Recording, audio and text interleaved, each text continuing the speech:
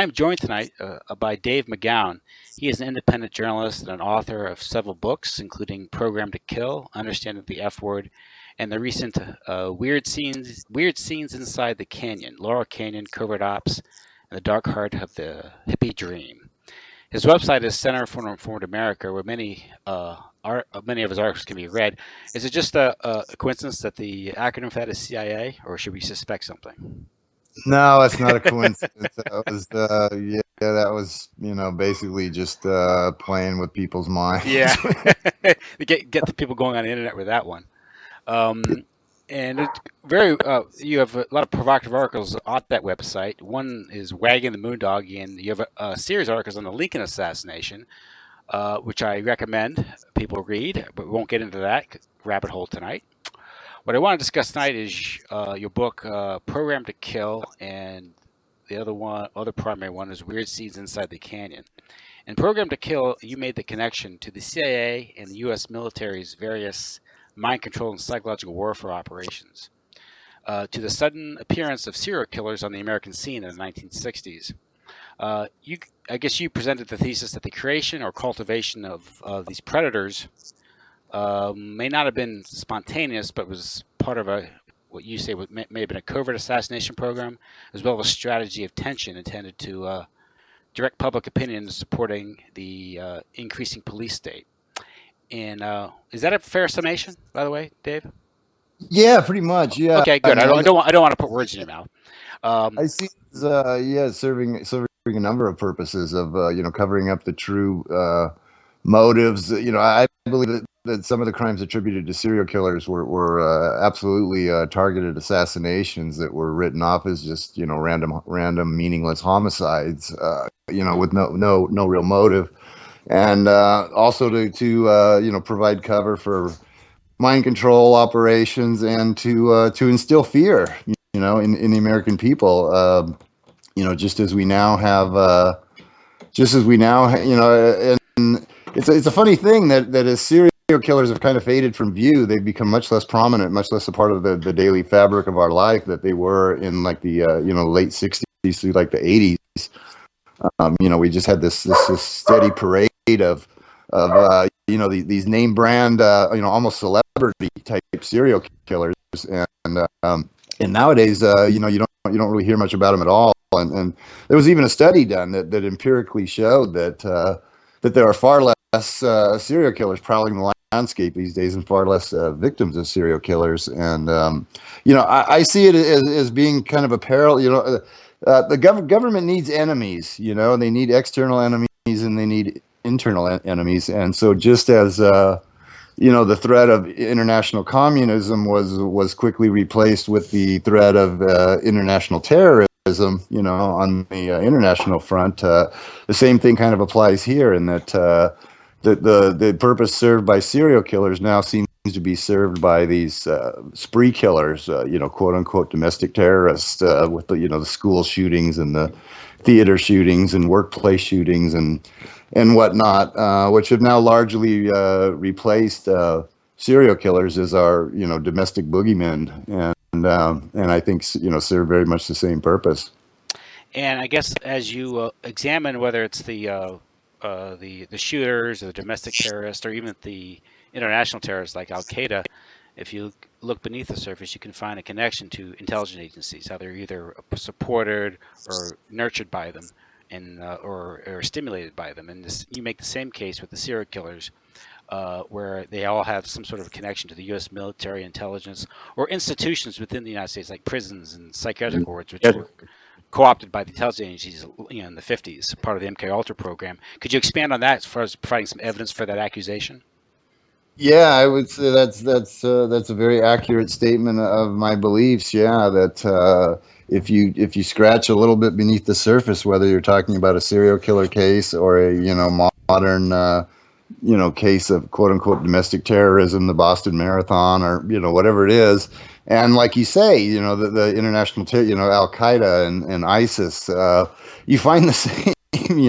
You find the same thing. You find these very revealing ties to various intelligence agencies, intelligence figures, or entities that are well documented to have been, thoroughly co-opted by the intelligence agencies, and you will see that time and time again. Whether it's serial killers, whether it's spree killers, or whether it's international terrorist groups, we see these same patterns and which eventually you got to kind of come to the conclusion that these things don't just happen, spontaneously, that they are designed to happen and that they serve a purpose for the powers that be. And, one of which is to just scare the hell out of us. Because if you scare people enough, they're going to run to Big Brother for protection, and they're not going to complain when you start rolling back their privacy rights and their civil rights and their due process rights and all of these other rights that we've seen stripped, very steadily stripped away from us. And the massive militarization of the police forces and the dramatic changes in police tactics and the dramatic rise in police killings, and I see it all as very much all tied into one little package. And we're definitely heading down the road to becoming a more and more overt police state, and the people are more and more willing to accept that if they believe that the government is protecting them from all of these dangerous threats out there, both within our borders and outside of our borders. And there is context for this because you're not just making a wild accusation. There is the history of our own U.S. government. That's the Operation Northwoods, which is now out there, where the Joint Chiefs of Staff submitted a plan to then President Kennedy to carry out false flag terrorist attacks in South Florida and other areas in order to justify an invasion of Castro's Cuba. And of course, including that plan were casualties, deaths on American soil. And you also have the Gladio episode in the 60s through the 80s, where it's now acknowledged that NATO, along with Western intelligence agencies, were working with, like the P2 Lodge, this Masonic Lodge, and the residual fascist elements to carry out false flag attacks in Europe that were then pinned on Red Guards and Baader-Meinhof and these things. So there is context for this. There's precedent.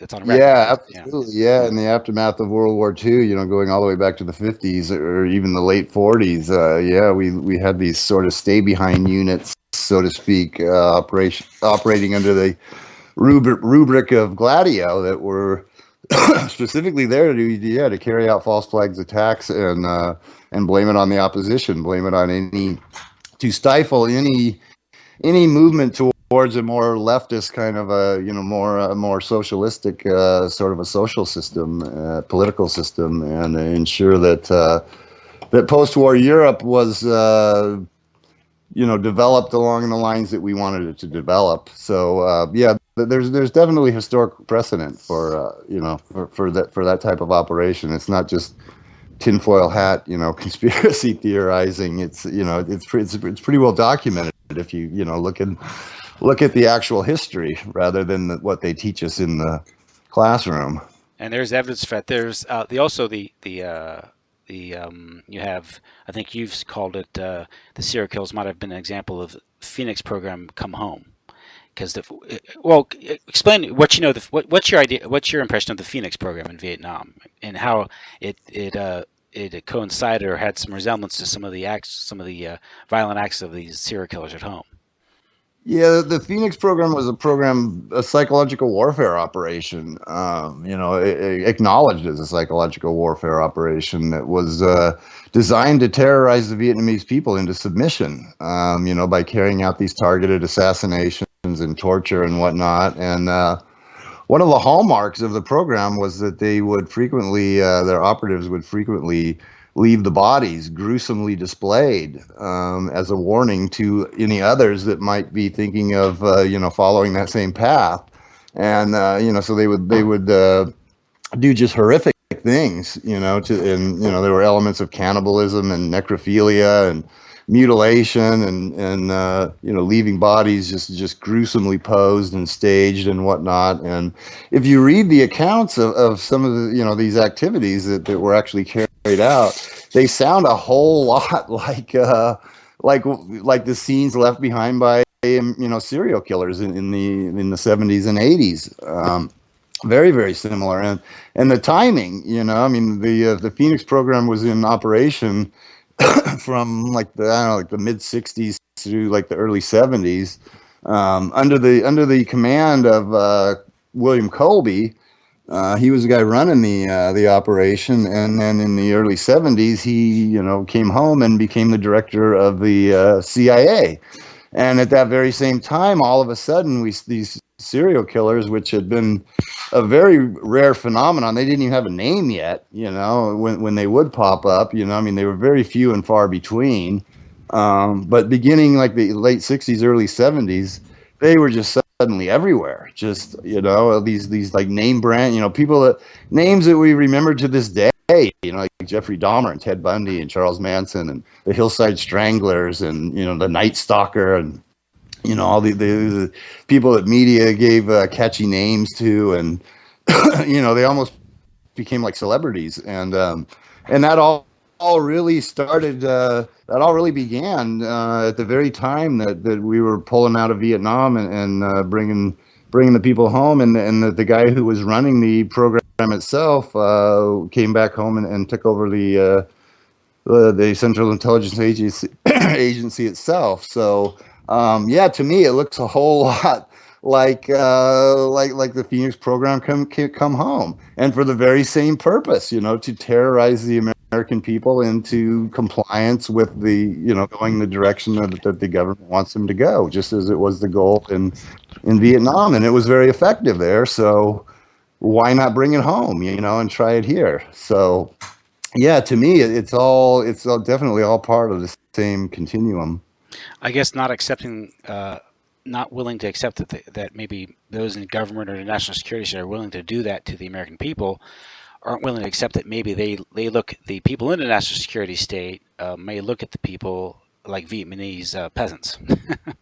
you know, uh, Apparently so. yeah. And I So mean, some of the individual serial killers themselves had direct ties to the Phoenix program, or programs very, very similar, along those same lines, like Arthur Shawcross. He claimed to have all kinds of confirmed kills in Vietnam, doing the very same thing that he did when, before he came back. But over there, they're not considered crimes. I mean, he was, a semi-hero.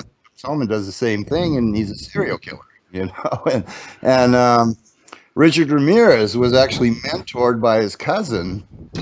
His name was Mike, who also appears to have served in a branch of the Phoenix program. And according to reports, he brought home all these gruesome souvenirs, photographs, and bones, body art, all these artifacts, his crimes, and he sort of mentored Richard Ramirez, who then started committing the same kind of crimes here himself. So there are actually even very direct ties between the Phoenix program in Vietnam and the early rise of serial killers in the '70s. So yeah, I think I see a lot of linkages, and in the book I go into it in quite a bit of detail, and yeah, I think there's a very strong case to be made that it's all part of the same psychological warfare operation.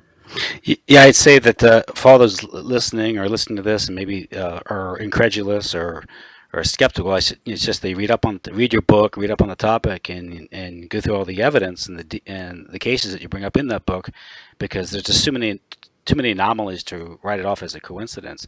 I mean, a good example, I think you one of the several anomalies is the incompetence of law enforcement in many of these cases. Or you have John Wayne Gacy and Jeffrey Dahmer. Two cases really stick out where the police could have arrested them and avoided a further death, and he just walked away from it. John Wayne Gacy was a convicted sex offender, if I'm not mistaken, and he was able to still meet Rosalind Carter, the first lady at the time. Am I correct in that? Yeah, yeah. I mean, yeah, he had a record already as for various things. Parts of his record which had been blacked out, but the parts that remained were disturbing enough. And there's every indication in a lot of these cases that these people could have been stopped much sooner. I think you mentioned Jeffrey Dahmer, and it's been a while since I've done the research and writing on this, but I believe there was a case where the police actually came to his apartment while he had a guy there, like bound and tortured and whatnot. And cop came in, didn't see anything wrong. Supposedly, didn't notice anything wrong, even though this guy had like body artifacts all over his house, and it like reeked of decomposing bodies. And he had body parts in his refrigerator and raw and being decomposed in acid vats and all this stuff. And Yeah. and he saw nothing wrong and left. And then like immediately after he left, he killed the guy and continued killing after that. And there are quite a few cases like that where it appears that it can't just be written off as simple incompetence, that these people were not stopped sooner than what they were. And it appears in a lot of these cases that they were left alone until they had till they were no longer serving the function that they needed them to serve, I guess. And then they were quote unquote brought to justice. And then frequently turn up dead very quickly, like Jeffrey. Yes. Frequently. So so a lot of anomalies in terms of the conduct of law enforcement and the courts as well. The criminal justice system and the law enforcement community on many occasions, seem to have just left these people on the streets much longer than they really should have been. In the Jeffrey Dahmer's case, I think he was in the military, but I think when he was he was at that hospital in Germany with some other future serial killers. But there's one strange story. I think I read it in your book, where when he came to Washington D.C. on a high school field trip in the mid to late 70s, he was able to get a tour of the vice president's office with a phone call from a public payphone. Yeah, that was they went there on a school field trip, and he told his friends he was going to make a call and get them a private tour of the vice president's private residence, I believe it was. And they kind of scoffed at it, and sure enough, he makes a phone call, and next thing you know, they're getting a private tour. And I mean, that's just not something that any old high school kid can do. I mean, these kind of things just kind of brushed aside in their official biographies, just kind of tossed aside as these weird but irrelevant facts. But if you keep adding them all up, and you find that John Wayne Gacy had very deep ties to the Democratic political power structure, both in his state of Illinois as well as nationally. I mean, the guy, he was photographed sitting right next to Rosalind Carter when she was first lady, with a pin, with a insignia pin on his shirt, or whatever, that indicated he had a very high level security clearance, which obviously he would have to sit literally right next to the first lady. And you got to wonder. I mean, they're supposed to do pretty thorough background checks on these people before they give them access to the first lady of the country. And so you look at, and Ted Bundy as well. He was I'm not picking on either party. So, Ted Bundy had equally deep ties to the Republican Party power structure and was considered a rising star. I mean, he was considered a guy that was going to go places, that could, become a senator, or, maybe even beyond that at some point. He seemed to be being groomed for political office. He was a very good looking, charismatic guy, very well spoken, and very, very well connected within the Republican Party power structure. So, you find a lot of that too, that these people seem to have very deep connections to people that you would hardly expect them to have these deep connections to. So, yet another indication that things may not be exactly as we've been told all these years.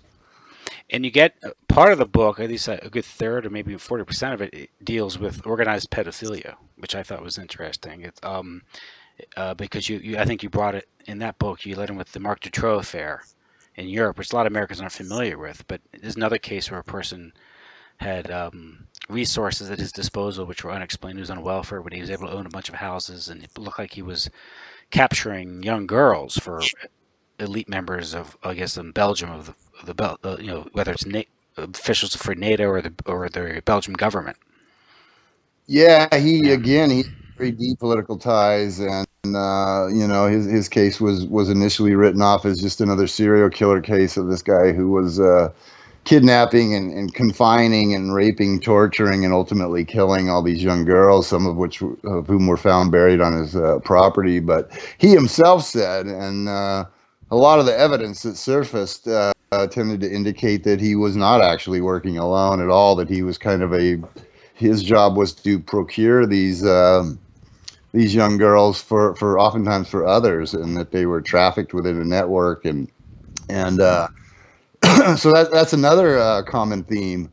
John Wayne Gacy, the same thing. He had like, I don't know how many bodies of young boys buried under his house, and there were indications, and he also said so himself, that there were other people involved, that this wasn't just his little pet operation, that there were other powerful people involved. And same thing with what was his name? The guy Bob Berdella, who was like recruiting kids from this mental health study that just reeked of like MK Ultra operations, and again he was torturing kids and killing them and whatnot, and again there were indications that he was part of a larger network. So there are a lot of parallels between these organized multi-victim, multi-perpetrator pedophilia cases and quote unquote serial killers. You find a lot of that, a lot of overlap in there. One case you brought up, I think it was in the book, I might have read it in an article you wrote on your website, was the case of Henry P. Lucas and Otis Toole. Henry Lucas is interesting because he claimed to have killed maybe 1,000 victims, but he also claimed to be a government hitman. He's another guy that said that he was not acting alone, and he even said that some of his crimes were not random, that some of them were just random crimes that he committed because he enjoyed it, and others were targeted assassinations that he was assigned basically to make look like they were just random sex crimes or whatever, just motiveless, meaningless serial killings, when in fact there were specific motives for what he was doing. And he very candidly said himself that he was part of a network, and that he was basically a hitman for that network. And he worked with a partner. And that's another thing, is that we're supposed to look at these serial killers as these lone nuts, these just people just on the outskirts of society, operating on their own, just driven by their own sick and twisted thoughts. But you frequently find that that's not the case, and in fact, it's if you really look hard enough, you find that in virtually all of these cases, there are indications that there were others involved, and sometimes officially, the Hillside Stranglers operated as a duo, the Sunset Strip Killers operated as a duo, the Ripper Crew in Chicago, I think there was like 3 or 4 of them, the Manson family.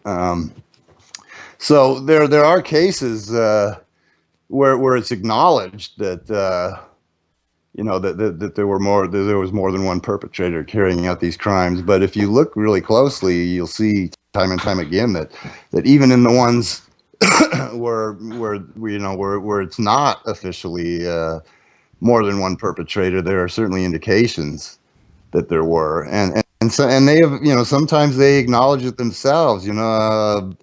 What's his name? Son of Sam, Berkowitz. There's an entire book written on that, Ultimate Evil, arguing that he was part of a network, that he was basically a fall guy for the people higher up, and he's basically acknowledged that himself. And I came across a couple cases in Europe, I think one in France and one in Italy, that were initially written off as just a lone nut serial killer, and then when the investigations were reopened, additional evidence surfaced indicating that there were in fact additional perpetrators. So that's another common thing that you will find is that the notion that serial killers are just these lone nuts operating on the fringes of society frequently does not check out. That there's often indications that there are others involved, and that the others involved are prominent, powerful people. Which they never get to the top. It's always the middle of a guys that get caught, and then they're supposed to believe that that's it. Case closed. Yeah. Yeah. One thing that's interesting is the case is one thing when you're considering the serial killers, what's behind it. There could be multiple agendas being served. You alluded to that earlier, how it could be sort of like I think you've referred to it as a new version of Murder Incorporated. It's how they get rid of people and they kill one or two people and intersperse between many deaths and make it look like that those are just one of the victims of this serial killer's rampage. And you suggest, I think, this is not in the book, but I think it happened too late for the book, but the John Allen Muhammad, the DC shooters, where I think you have a series of articles on your website kind of examining his lifestyle. He had unexplained expenses, traveling with no income, and a string of murders. They're able to close the books and blame it on him, and then problem solved, right? Could you go into that a little bit? Yeah, I'd almost forgotten that had even happened. I mean, that came like right in the heels of people have already forgotten about that. It's so weird. We had 911, and then that was just so all-consuming that people tend to forget that we also had a lot of other weirdness that followed right after it, like the anthrax attacks and the Beltway sniper killings. And yeah, there are definitely indications that some of those murders were not random, and some of them may have been to silence people that maybe knew too much about 911 or the anthrax attacks. One of the most classic examples that also didn't make the book because didn't come along until later was this guy known as the BTK killer, the bind, torture, kill guy. I think his name is Dennis Rader. Oh yeah, he was like an animal control officer or something. Yeah. His first victims were supposedly he took out an entire family.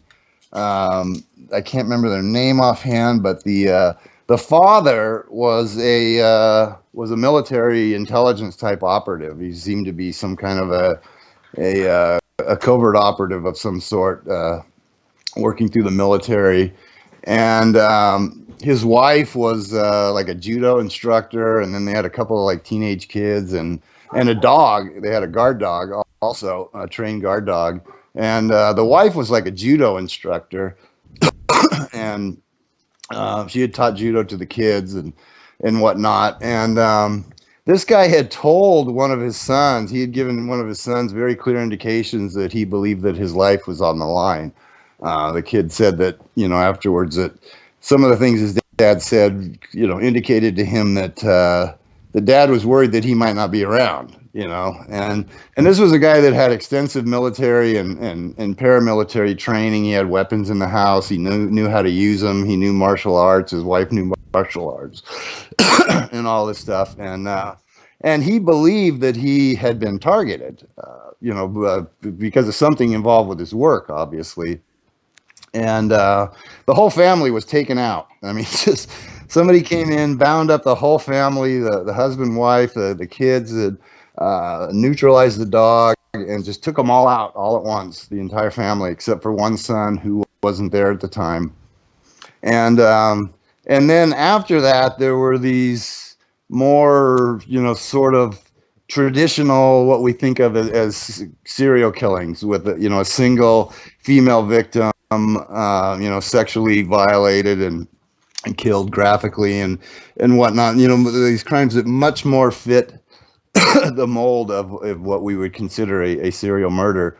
And the authorities basically just bundled them all up together and took him down for all of them, claim that they were all part of his string of serial killings, but never explained why the first one was so radically different than the other ones. Why his first act would be going in and taking out a whole family, just, basically summarily executing them, and then turning to more traditional kind of serial murders. So, there's this huge disconnect there between the first crime and all the rest, but they were all written off as the work of Dennis Rader, the BTK killer. So, to me, that's probably the most obvious case of where they use the notion of a serial killer to cover up what was obviously a targeted assassination.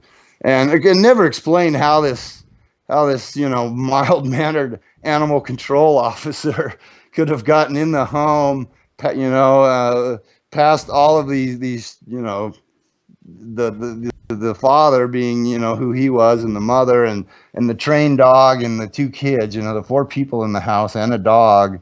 And the father had been looking over his shoulder anyway, because he half expected someone to, come looking for him. And yet this guy was supposedly able to get the jump on the entire family and, take them all out, which is just ridiculous. I mean, it looked very much like it was a paramilitary operation that they sent, some kind of a team in there to take that family out, and then just bundled it up with these other killings and wrote them all off as just serial killings. So to me, that's probably the most obvious case where it's hard not to draw the conclusion that that the first crime really had absolutely nothing to do with the rest of them, and it was just tossed in there to cover up the fact that it wasn't a random killing at all.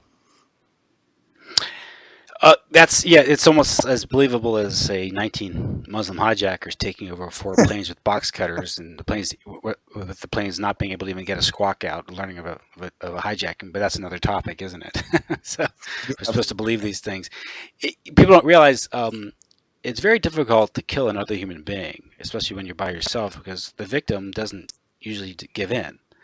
And to believe that one was able to go in and take out an entire family by himself, especially from someone with physical prowess, military training, a special operations type guy, that's not believable, and it breaks the wife and a trained guard dog, and yet this guy who had no training, in that regard at all, was able to go in there and get the jump on the entire family. I mean, how do you? Yeah, I mean, how do you explain that? It just makes no sense whatsoever. So.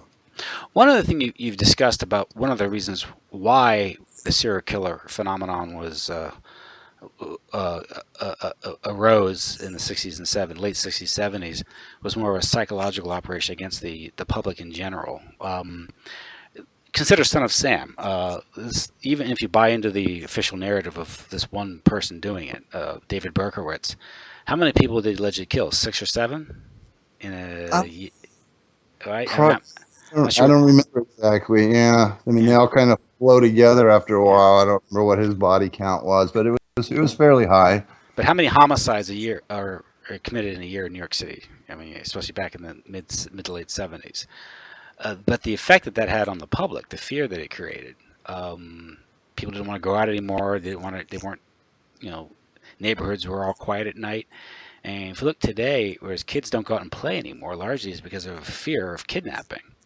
Could that be part of the agenda to atomize society, kind of change it and make it so kids, communities don't cohere, that sort of thing? Yeah, I believe so. And I use that word myself. I didn't know anybody else used atomization. Yeah, I mean, the goal seems to be to destroy any like social and neighborhood and community bonds that we once had. And I mean, it's a radically different world that my kids grew up in than what I grew up in. I mean, when I grew up, we all played on the streets. My mom would kick us out of the house. And you go by a school, after the final bell rang, and there'd be kids everywhere, and kids playing in the street, and kids out on their bikes delivering newspapers, doing paper routes, and kids out on Halloween unsupervised, roaming the streets. And, I mean, we had so much more freedom as kids than I mean, but my mom was, I'm not saying my mom was a bad parent, but by any stretch of the imagination, because she wasn't. But you would literally be arrested now for like child endangerment if you let your kids do the stuff that parents let their kids do, back in the late 60s early 70s, and it's just so different now. I mean, you don't see kids on the street at all. You drive by a school 5 minutes after the final bell rings, and there's no one in sight. The gates are padlocked. It's and all the parents line up in their SUVs to pick up their kids, and they drive them straight home, and they go in their rooms, and they communicate with the world through their electronic devices. Their social interactions are all through their phones and tablets and laptops. Whereas we actually went out and played with our friends. And yeah, I think it's a very, very deliberate attempt it's the ultimate divide and conquer strategy, separate the entire country into islands of one, where we all live in our, our own little social bubble, and entertainment has played a big role in that. I mean, I've done research on that, and how like before the era of television, entertainment was a very community-based, very, very social type thing, where everybody would turn out to the town square or whatever to do whatever was going on. And TV very, very rapidly changed that to where we were getting our entertainments at home as a family unit. We were all gathered around our TVs or our radios, and we were getting our entertainment as a family unit rather than as a part of the community.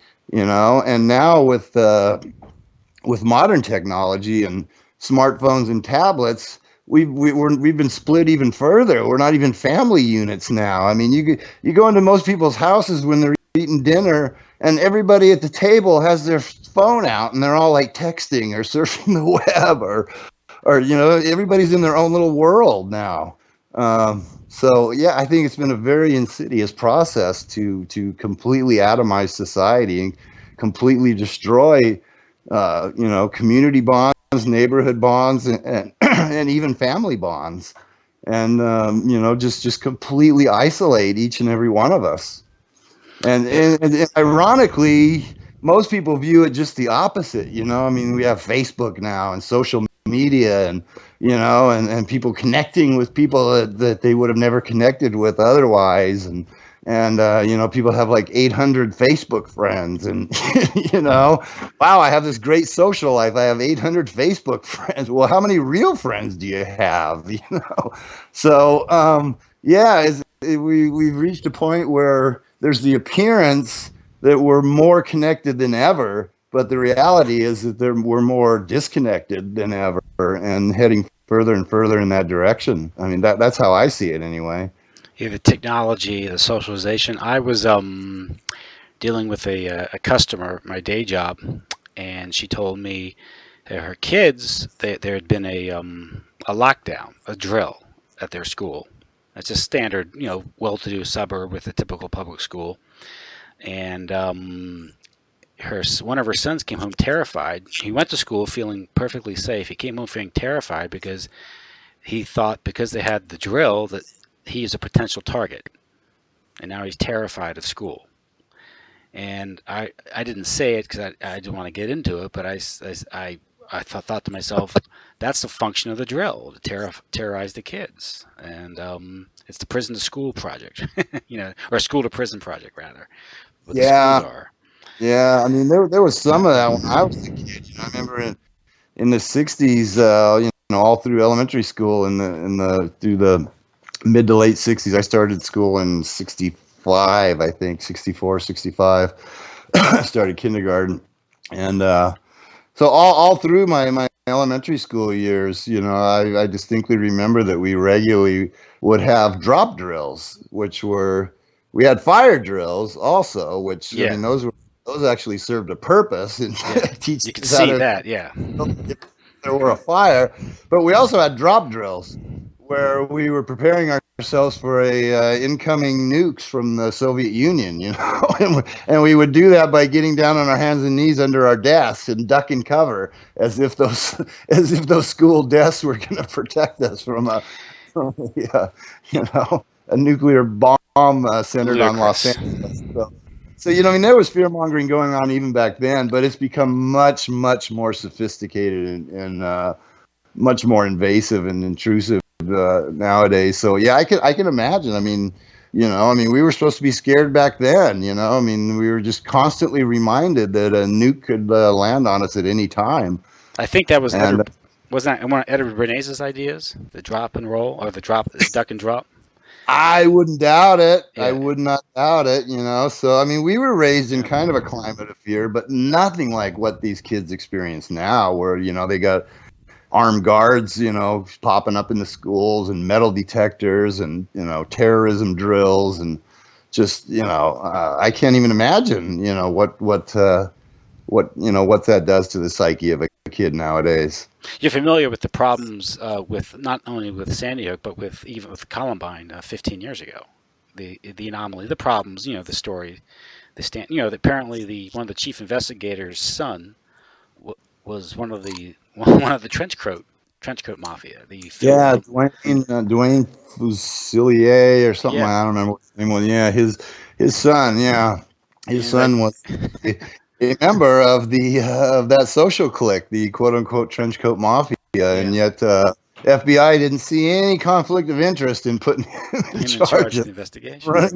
And his kid had participated in creating a simulation video like a couple years earlier, where they had done a simulation of blowing up the school, and yet he was their top pick to be the guy running the investigation. I mean, that's a little odd, to say the least, and that's not by far the only anomaly in Littleton. So I mean, there's always been questions about these mass casualty events ever since they started up. And Littleton, of course, was one of the first ones, one of the real big ones early on, that kind of set the stage for all of these ones that we've seen since then. And I mean, going all the way back there, if you really look, there was all kinds of problems with the official story of what happened at Littleton that day.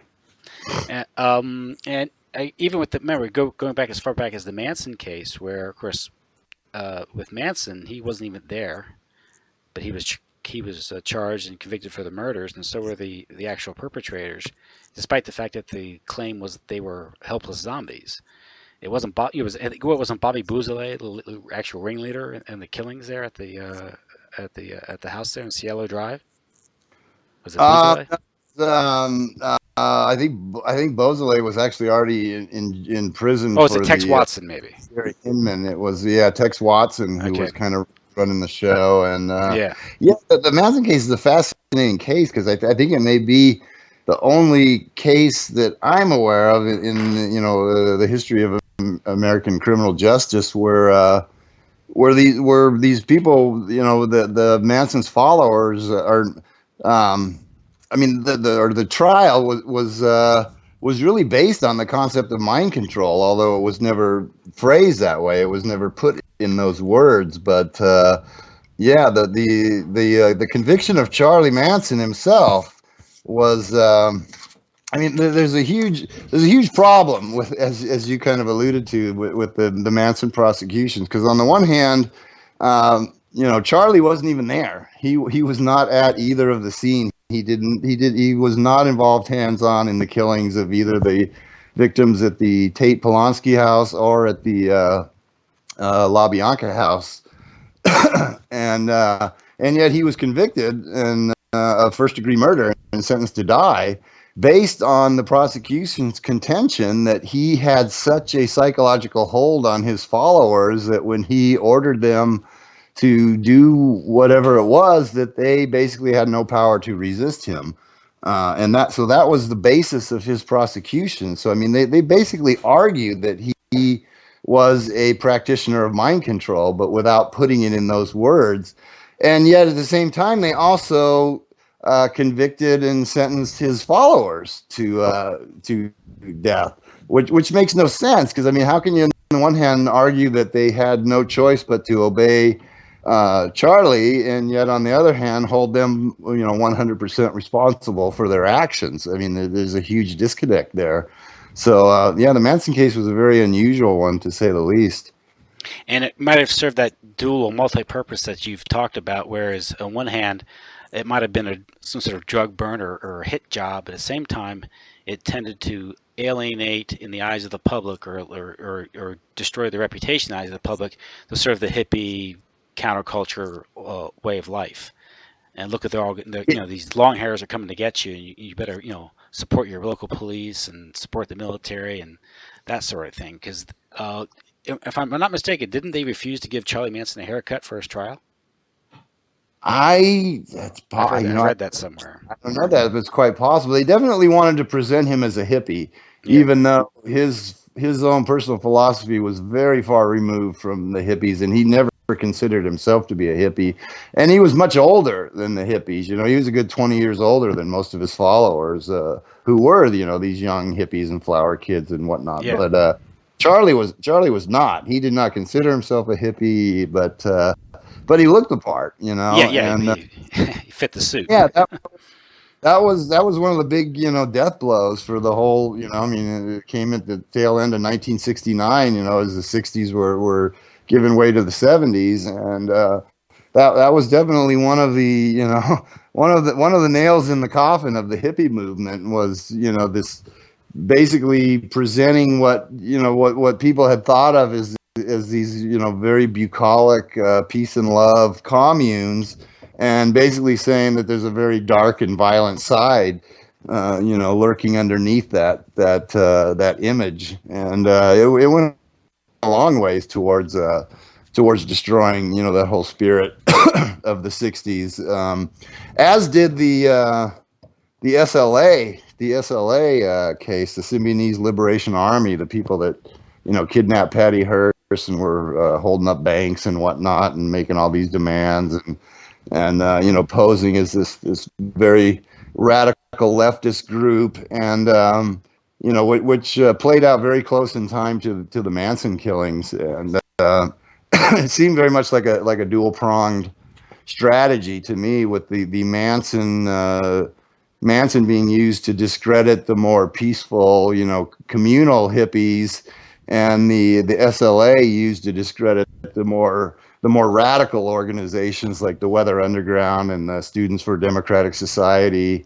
And so, yeah, I think both of those cases were definitely used to try to put some nails into the coffin of the whole spirit that existed during the '60s.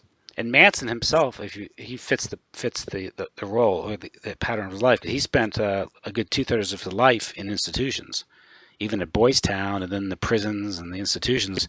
So he would have been a good test subject for the MKUltra programs that had taken over a lot of these institutions. So what is the guy now? He's like 70 or something, or into his 70s, and I don't know that he spent more than like 10 years of his entire life as a free person. I mean, even as a kid, he bounced around at youth detention centers in Boys Town and whatnot before he graduated into adult prisons, and he had just gotten out of prison when he formed the family in 1967, and then he was right back in prison, before 1969 had played out. So, that was just a very, very brief period, and that was his last taste of freedom. I mean, he's now been incarcerated continuously since for 45 years, and had spent the vast majority of his life before that in prison. So he spent really his entire life under the direct control of the state. They could have done anything they wanted to him, So, and some of the institutions that he spent time in, were directly linked to to various mind control projects like Vacaville, which also produced the guys who formed the Symbionese Liberation Army. So you see all these common threads, running through these stories, and it's hard not to draw the conclusion that things happen for a reason and not the reason that we're generally told. Same thing with Jim Jones. That's a whole other story, because he had a connection with Moscone and getting the help of the city. Then just after he's wiped out in Jonestown, Moscone is assassinated. And I've Yeah, I've always thought that absolutely that the killings of It was a cleanup uh, job. yeah, but Yeah. both him and who was the other guy? There was two big politicians. Harvey Milk.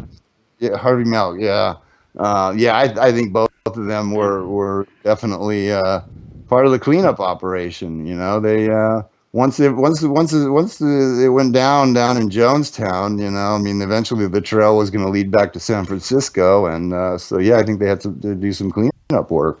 It was some sort of operation. And again, it involves social services in San Francisco. And The same reason that we had the anthrax attacks and the DC sniper, you know, following 911. I mean, they have to, you know, these are cleanup operations basically. They have to, you know, tie up any loose ends, silence anyone that might know too much, and you know, people don't want to believe that that kind of thing happens. But you know, if you open your mind and look at these things with you know, a halfway open mind and look objectively at the evidence, it's kind of hard not to draw those kind of conclusions. the Manson thing is a good segue to your other book, Weird Seas Inside the Canyon, where you examined the LA music scene in the 1960s. And you found that the 60s counterculture wasn't really counter, but was actually part of the establishment. Can you expand on Yeah, that? you know, I very much believe that now. It took me a long time to come around to that, and you know, there's long been debate about the 60s counterculture and you know, how organic it was, and you know, if it started out organic, how long did it stay that way before it, you know, got co-opted and whatnot, and you know, how legitimate are some of these figures like Timothy Leary and whatnot, who made a very big name for themselves back in the during that time. And you know, I mean, I wanted to believe for a long time that it was in fact a legitimate organic response to the Vietnam War and various other social conditions of the time. But the deeper I dug into it, the harder it became to believe that. You know, I mean, you really have to plow through my book, I suppose, to really fully understand that. What, you know, how I came to that conclusion. But there's certainly a lot of red flags that surfaced throughout the time that I was researching the book, and the more you look at it, the harder it becomes to believe that it that it was organic. That you know, I think the entire thing was really manufactured to serve a purpose, and then once you know that purpose had run its course, then the movement was, you know, destroyed, as we already talked about, through like the Charlie Manson thing and the SLA thing. And so yeah, I mean, I think it was manufactured from the beginning. It was controlled, and it was eventually killed off. And I think it was all quite deliberate and quite, you know, planned. And um, you know, I believe that my research supports that. If people, you know, are willing to look at it with an open mind and absorb all of the information and facts that I have, you know, compiled and put into the two books that we're talking about. Because I mean, there's a lot of parallels. There's a lot of overlap, and it definitely helps to read Program to Kill before you read Weird Scenes, because then it really drives home just how many common threads there are running, you know, through these stories. They're both psychological operations that are designed to traumatize and divide society. You'd say it's kind of Yeah, yeah. yeah, exactly. Everything seems to be designed to traumatize and divide society. Yeah, I mean, like I say, it's the ultimate divide and conquer strategy. The smaller units they can break us up into, the easier we are to control, you know. And so, yeah, that seems to be the goal, and it seems to be going quite well, unfortunately. Like in that book, you point out that people like Frank Zappa, Stephen Stills, Papa John, all have connections to military intelligence. Other bands. Jim Morrison was the most striking that I remember, because he just he seemed to come out of nowhere.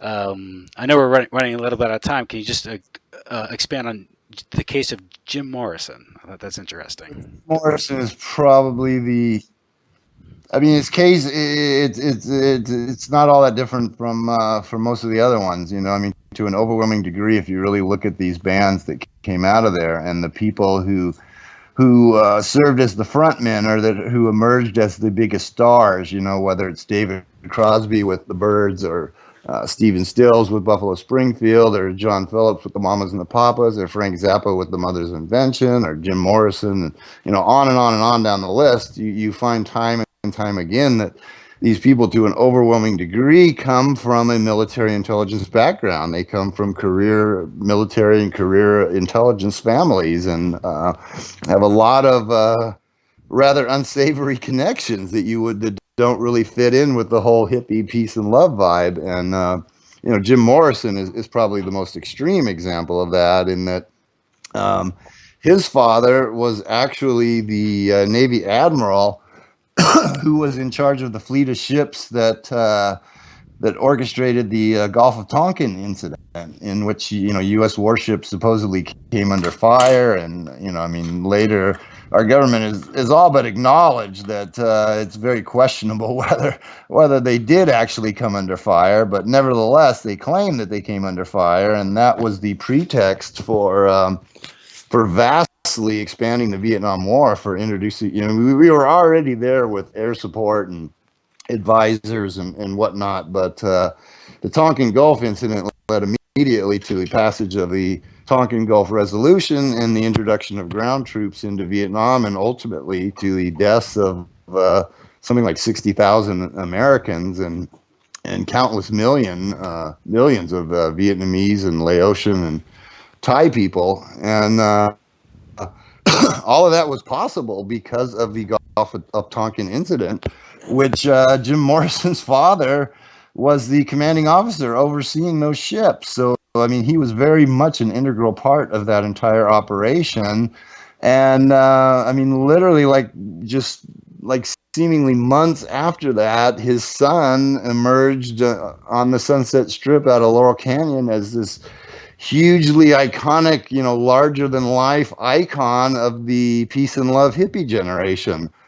So you had this very strange juxtaposition, to say the least, where the father was actually a key component. You know, I mean, one of the key guys that really kicked off the Vietnam War, while his son was being put up on a pedestal as, you know, this icon of the anti-war crowd.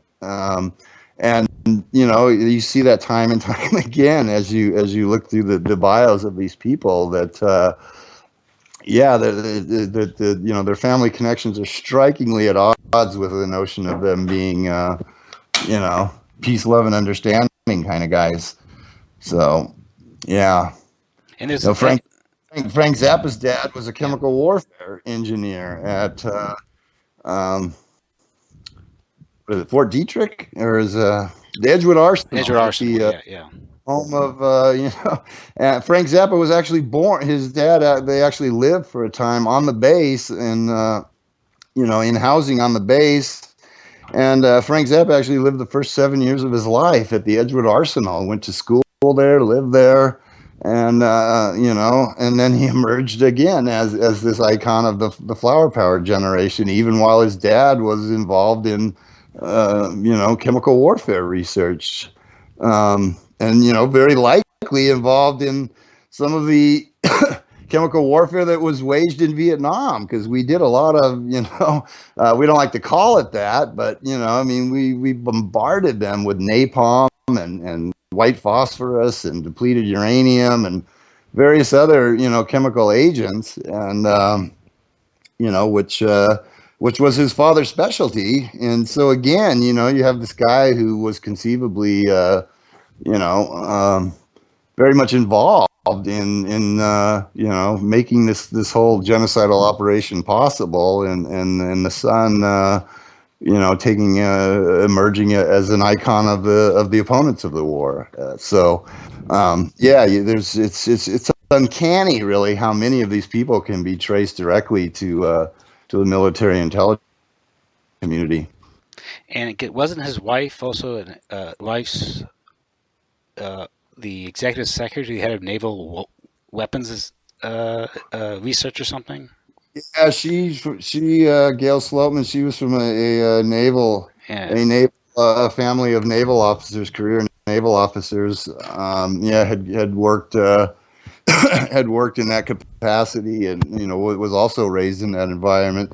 And she also knew Jim Morrison. She had actually gone to the same naval kindergarten as Jim Morrison back when they were like 5 years old. So not only do a lot of these people come from the same background, but if you check deeply enough, you find that there's even prior connections between them. And then here they are going to kindergarten together when they're like 5 years old, and then 20 years later, he emerges out of Laurel Canyon as this, as I said, this larger than life figure of the anti-war movement, and her husband likewise, and here they are both living in Laurel Canyon right down the street from each other. And I mean, there's just all kinds of interconnections like that at some point it becomes very difficult to write it all off as just a coincidence, that not only do so many of these people come from the same backgrounds, but they even had prior connections between them years before they all just simultaneously arrived in Laurel Canyon and forged this countercultural scene. One thing, another dimension that you bring up in the book, in the Laurel Canyon scene, is the fact that a lot of these bands were prefabricated, like the Byrds, and they were almost, a lot of these bands were like the Monkees, and many people are willing to admit. Yeah. There was the Wrecking Crew. There's a documentary out about the Wrecking Crew now. Hal Blaine and Campbell, and who's the other guy? I guess it was the keyboardist. What was his name? Leon Russell. Yeah. Can you get a little into that, like how these bands weren't really what we thought they were? Yeah, I mean that's just now coming out now. With it's years in the making. This film apparently was to finally get their story out in the mainstream and acknowledge the fact that these guys were in fact the actual musicians who played on a lot of these albums. Because a lot of these guys just weren't that good. At least when they started out, they didn't have the chops to. The musical chops to perform, and so the Wrecking Crew were the go-to people who were called in to, and so when you listen to those classic albums from the '60s, whether it's the Beach Boys or the Turtles or the Mamas and the Papas or the Byrds or on and on and on. There's a very high probability that the people pictured on the album covers aren't actually the people playing the music on the album. But people didn't know that back then, and a lot of people are really troubled by the fact that I'll lump the Monkees in there as one of the Laurel Canyon bands, because they were. But the reality is that they were very much accepted as part of the musical fraternity, by the other bands that were on the scene. And, that was probably largely because, unlike the general public, these people knew that they were doing the very same thing that the Monkees were getting crucified for. And also, a pretty fair number of them actually auditioned to become Monkees, Stephen Stills being one of them. I mean, if these guys had passed the audition, they would have had a much different career arc than what they did. So the Monkees were not really all that much different than a lot of the other bands there, and that's just now starting to come out now, and these musicians are finally starting to get to some of the recognition that they should have gotten a very long time ago for being the actual people that interpreted this music and put it on records, and songs that we still hear in regular rotation today on classic rock stations were not necessarily played by the people that you think were playing on them. So there was a very very, very much of a sort of packaged and artificial quality to a lot of these bands that appeared to have been cast more so than just sort of to, a bunch of musicians who organically came together because they had a shared musical vision. That wasn't really the case in a lot of these. They seem to have been, basically cast, like the Byrds' entire rhythm section did not even know how to play their instruments initially. Chris Hillman was hired to be their bass player, and he had previously been a bluegrass mandolin player, and a very good one, a very highly regarded bluegrass mandolin player. But there's a pretty big difference between a bluegrass mandolin player and a folk rock bass player, and yet he's the guy that they chose. And the drummer, Michael Clark, had never played the drums before in his life. So I mean, how good could these people be at playing their own music when their entire rhythm section had never even played their instruments before? And why were they cast to play these parts? So it's certainly, the more you look at it, the less organic it seems. The less it seems like just an organic movement, and also the fact that these bands right out of the gate were signed by major record labels. They had all kinds of money behind them. They were given recording space. They were given instruments. They were signed to major label contracts. And when you think of a grassroots movement like the folk rock, the folk movement that preceded it, you think of these struggling, starving artists, who just struggle and starve for years for their art, hoping that they might someday get a little bit of airplay on college radio, or get an independent label to put out one of their albums and whatnot. But this did not develop that way. Right from the start, they had major label support. They had major money behind them. They had major media behind them, promoting them, radio stations, newspapers, magazines. And it was very corporatized right from the gate. So there's just a lot of factors that tend to indicate that this was not the grassroots, organic sort of movement that we would like to believe it was. That reminds me, I don't know if you remember an episode of the Brady Bunch where Greg fit the suit. Ever remember that episode? He was groomed by a bunch of record company guys, and they're the typical 70s guys with sunglasses and kind of hippie type people. But he asked, why am I the one to be the rock star? He said, well, you fit the suit, man. And I just remember that was one of the looking back at that, I remember watching as a kid. Now your book made me think of that one episode of the Brady Bunch, where from that era, this is probably 1973, 74, you fit the suit, man. And that's why he was the star. And that's more telling of the industry than we care to like to believe, I guess. That's fun. I was a huge Brady Bunch fan, but I thought you were going to reference the episode where Marsha was swooning over Davy Jones. I remember that one. Yeah. Girl, look what you've done to me. Yeah.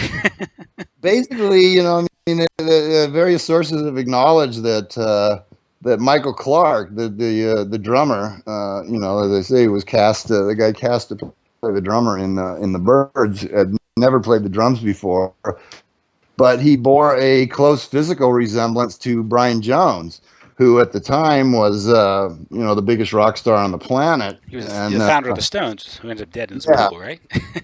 Yeah, the Stone that drowned early on in the pool, and ever since then he's been long forgotten, and everybody thinks that Mick and Keith have always been the Rolling Stones. But actually, the main creative force behind them initially was Brian Jones, and he was kind of viewed as the prototypical rock star of the day, and Michael Clark looked like him, so that's what a rock star to look like. It doesn't matter if he can't play his instrument; he looked like a rock star. So it was like I say, it's there's a lot of indications. What's funny is people find this hard to believe, but it is entertainment. It's all a show, right? So yeah, the idea this is all fake, to me, I mean, I'm now finding out now that with a lot of the Beatlemania stuff, this isn't to take anything away from their music or whoever wrote it. A lot of it is written by committee. It's not just the artists, but it's the people in the studio that produce the music. But a lot of the screaming girls were paid $20 to go there to show up and scream.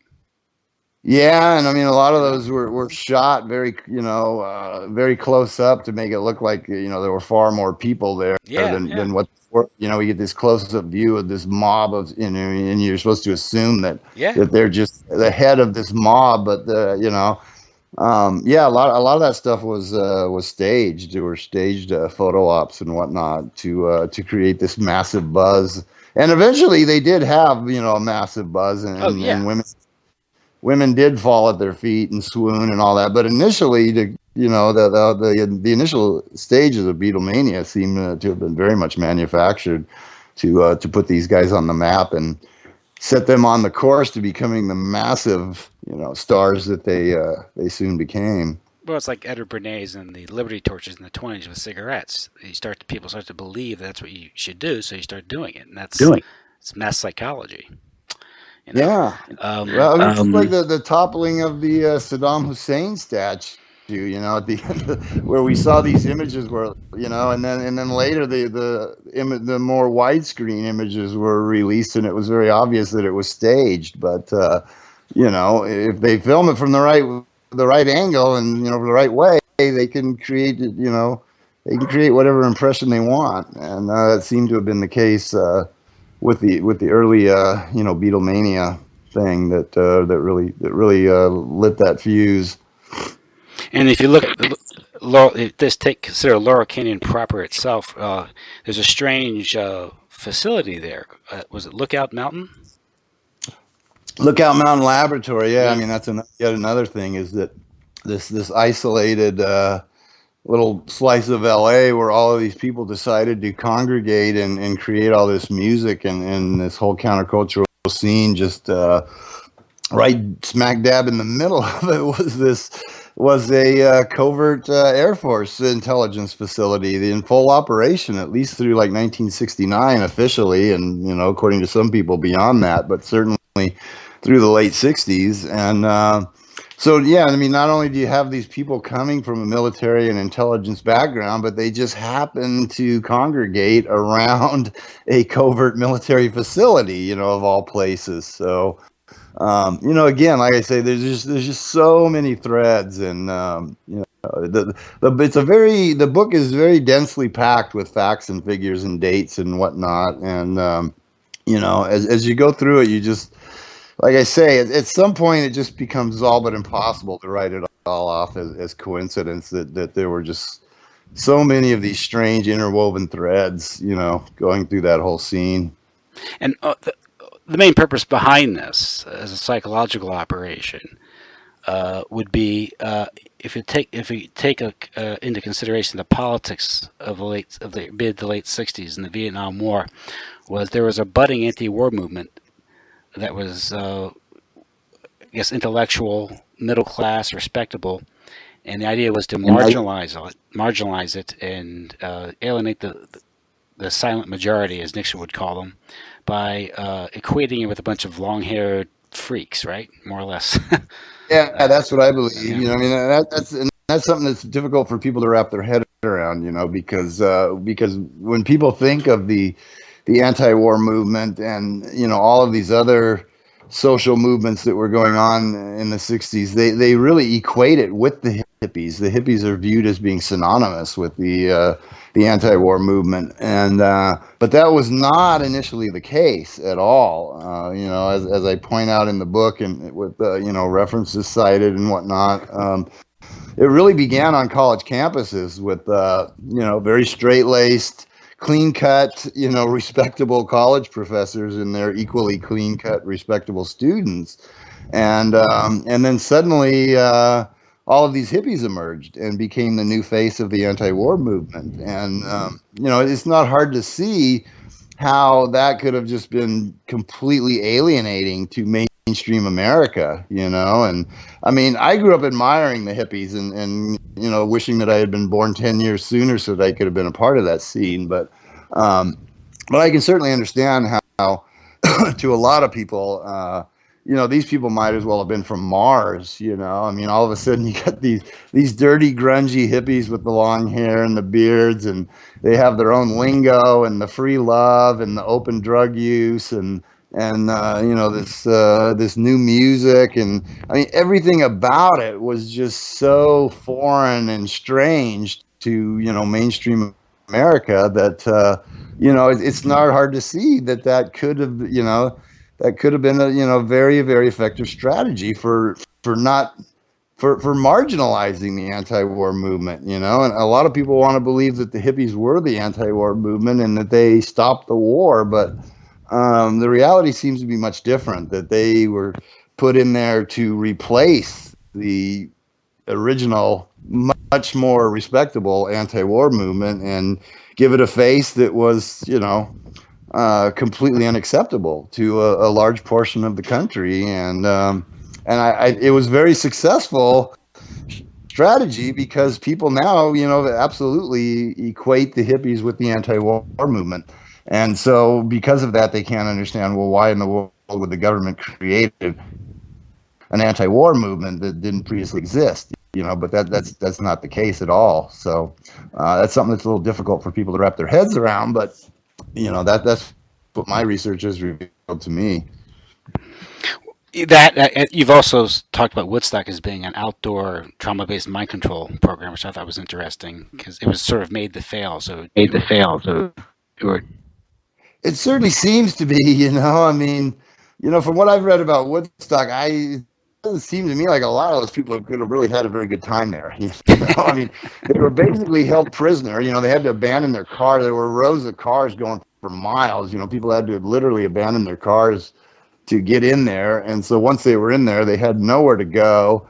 The facilities were woefully inadequate in terms of food, in terms of water, in terms of restroom facilities. Sanitation was a nightmare, and then it started raining and people are wallowing in the mud.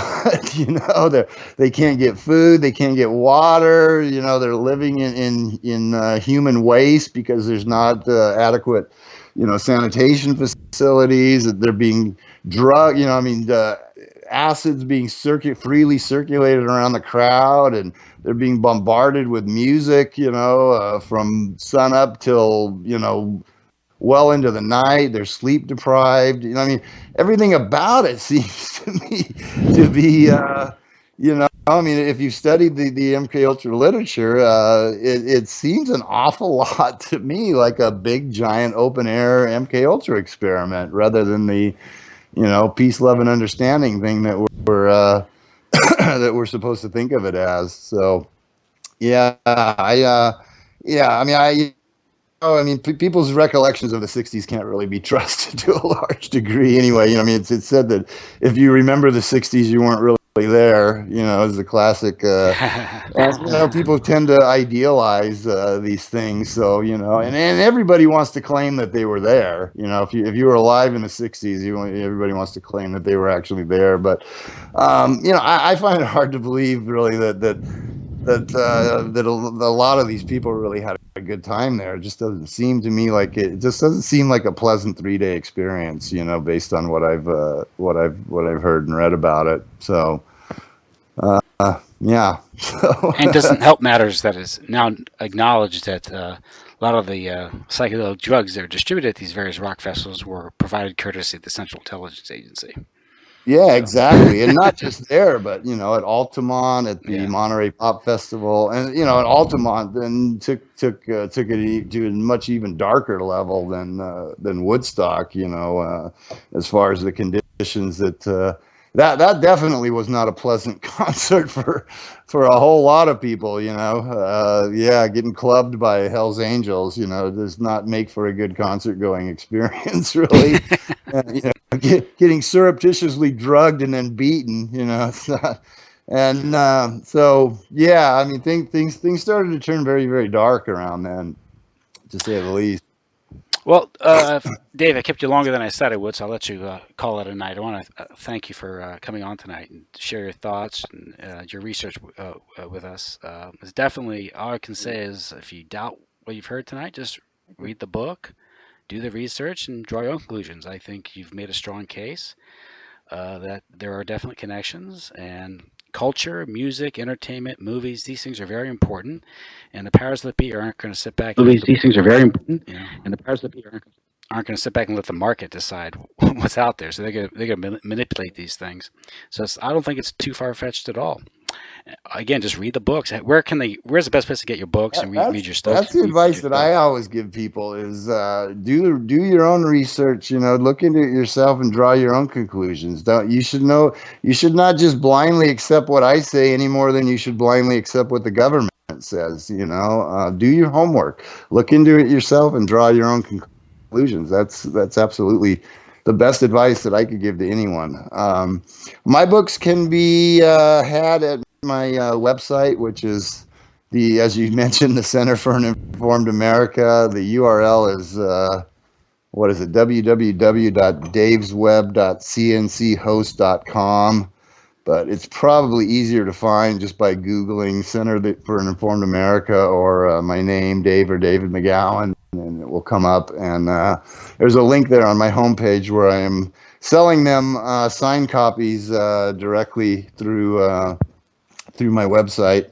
And actually, one of the only places you can get them online right now, because for some reason Amazon has been showing it is out of stock for over a week now, which is kind of troubling to me, since they are by far the number one retailer, and so that can't really be good for sales that they've had it shown as out of stock for quite a while now. But anyway, I would much prefer that you go through me anyway, because Amazon makes a whole lot more off the sales of my books than I do. So the only way that an independent author can really make any money these days is through direct sales, really. And